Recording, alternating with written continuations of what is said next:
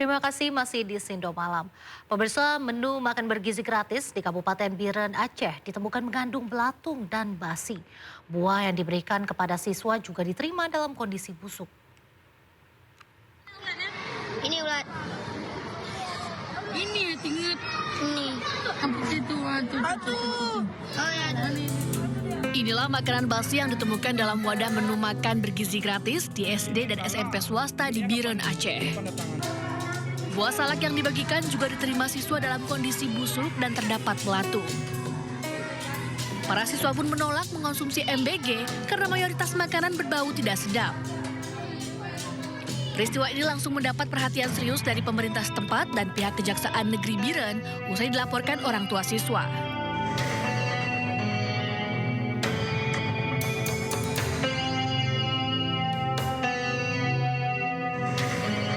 Iya, di awal itu setelah kita bagian omprengan ke siswa SD Askia dan SMP Askia, tidak lama selang waktu datang wali kelas yang membawakan beberapa omprengan dengan melaporkan kepada saya bahwa nasinya sudah berlendir dan mengeluarkan bau yang cukup menyengat.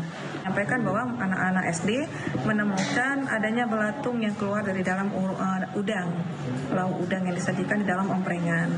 Dan juga ada yang beberapa menemukan ada salak yang busuk, tapi jumlah salak yang busuk juga tidak banyak.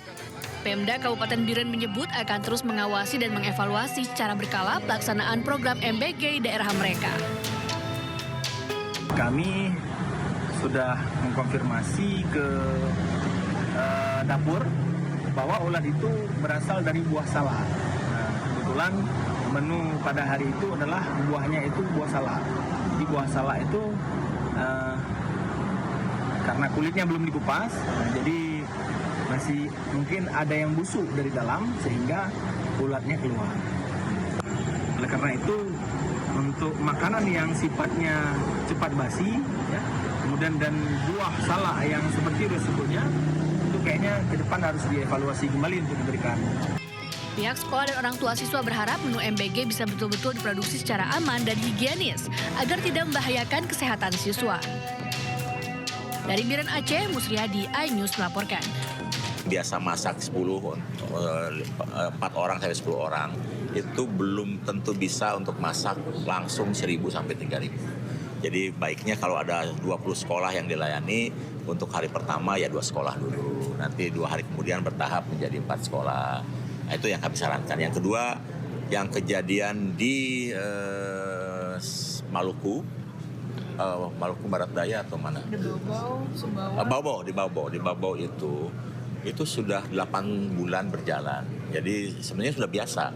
Tapi kemarin kejadian karena mendapat informasi baru. Pemirsa, kelangkaan BBM SPBU swasta terus mengundang iba. Di tengah ancaman PHK, pegawai SPBU swasta terpaksa banting setir berjualan aneka dagangan menyiasati ketiadaan stok BBM.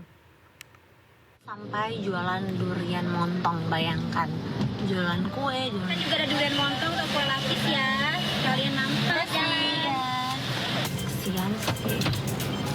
Masyarakat terus membagikan cerita momen pegawai SPBU swasta terpaksa menjajakan aneka dagangan di tengah langkanya stok BBM. Tak hanya di lokasi SPBU, karena kosongnya stok BBM di sejumlah SPBU swasta, para pegawai berkeliling menjajakan kopi, berharap bisa menjemput rezeki. Fenomena ini bukan soal kreativitas, namun karena ancaman PHK yang membayang jika kelangkaan terjadi entah sampai kapan. Kelangkaan stok bahan bakar minyak di SPBU swasta terjadi sejak akhir Agustus 2025 dan masih terjadi hingga kini. Meski masih bisa mengisi BBM di Pertamina, masyarakat mengaku resah lantaran tidak punya pilihan SPBU. Di tengah isu monopoli yang diharapkan tidak benar terjadi, gerak cepat pemerintah mencari solusi masih terus dinanti. Pemirsa, Presiden Prabowo Subianto tiba di New York, Amerika Serikat pada Sabtu sore waktu setempat. Kehadiran Presiden Prabowo menandai awal kunjungan kerjanya dalam rangka menghadiri sidang Majelis Umum ke-80 PBB.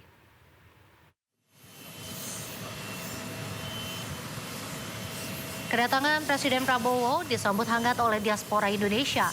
Mereka tampak berkumpul, berdiri berjajar di sepanjang jalan sekitar hotel tempat Prabowo menginap. Presiden Prabowo juga menyempatkan diri untuk menyalami dan menyapa para diaspora dengan hangat.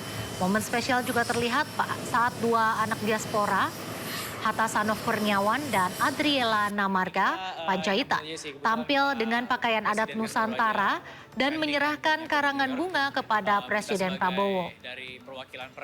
Presiden Prabowo sendiri dijadwalkan menyampaikan pidato pada urutan ketiga dalam sesi debat umum PBB setelah Presiden Brazil dan Presiden Amerika Serikat pada Selasa 23 September mendatang. Sidang Majelis Umum PBB tahun ini menjadi momentum penting bagi Indonesia, sekaligus untuk menegaskan peran Indonesia sebagai pemimpin Global South yang konsisten menyuarakan agenda reformasi tata kelola dunia. Secara general. Yang kedua adalah saya berharap semoga ajang ini menjadi momen bukan hanya sekedar partisipasi tapi juga bisa menjadi...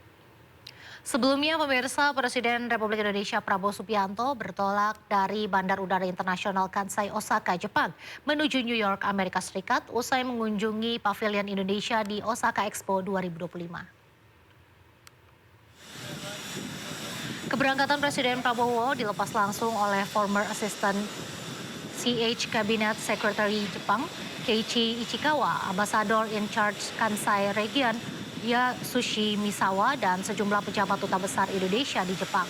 Dalam lawatan ke New York, Presiden Prabowo diagendakan menyampaikan pidato dalam sesi debat umum pada sidang ke-80 Majelis Umum Perserikatan Bangsa-Bangsa atau PBB. Presiden Prabowo juga diagendakan melakukan pertemuan bilateral dengan sejumlah pemimpin dunia.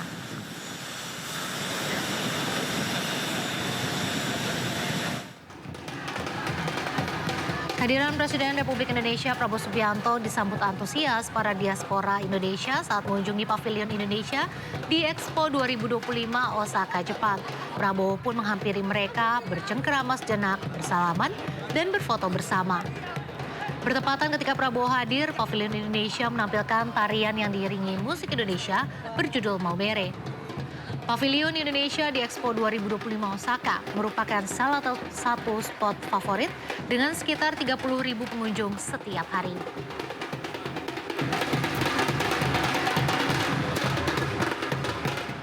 Kasus video anggota DPRD Provinsi Gorontalo yang viral mengoceh akan merampok uang negara akhirnya terungkap. Setelah diperiksa Badan Kehormatan Dewan, video viral diduga sengaja disebar oleh wanita dalam video itu karena janji akan menikahinya tidak terpenuhi. Tujuan kita hari ini, Bos. Badan Kehormatan DPRD Provinsi Gorontalo mengungkap video viral anggota DPRD Gorontalo Wahyudin Morido direkam pada bulan Juni 2025. BK menyebut perekam video tidak lain adalah teman wanita Wahyudin yang juga terlihat di dalam video viral tersebut. Dugaan sementara video itu sengaja disebar dan kemudian viral lantaran wanita yang diduga selingkuhan tersebut tidak kunjung dinikahi.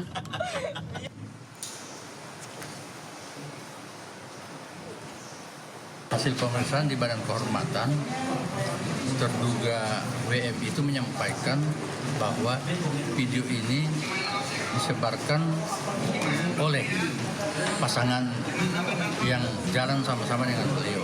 Dan informasi yang saya terima dari WM bahwa yang bersangkutan ini meminta pertanggungjawaban pada WM. Pertanggungjawaban untuk dinikahi. Itu penyampaian yang bersangkutan langsung kepada Kementerian SDM pastikan Pertamina akan jadi pintu utama dalam impor BBM satu pintu guna atasi kekosongan BBM di sejumlah SPBU swasta. Terkait hal tersebut, Kepala Staf Kepresidenan Muhammad Kodari menegaskan akan mengkaji kebijakan tersebut.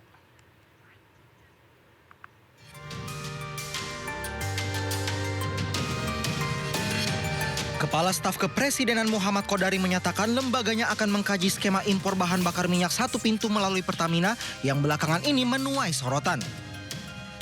Kodari pun menilai setiap kebijakan lahir dari niat baik, namun isu impor BBM menyangkut masalah sosial yang kompleks dan melibatkan banyak kepentingan.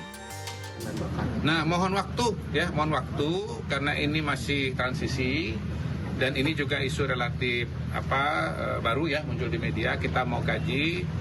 Ya mudah-mudahan nanti kajian-kajian dari KSP ini bisa ya menjadi masukan bila perlu pembanding, sehingga kadang-kadang begini, kebijakan itu berasal dan lahir dari suatu niat baik, tetapi karena ini masalah sosial yang kompleks, aktornya banyak, kadang-kadang ada implikasi-implikasi tertentu yang kurang diinginkan.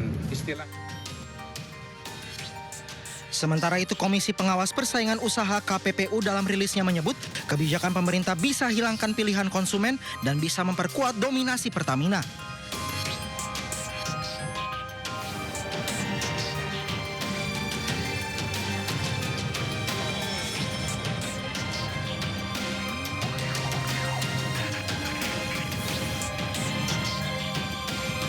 Kelangkaan stok bahan bakar minyak di SPBU swasta yang terjadi sejak Agustus 2025 menimbulkan keresahan publik.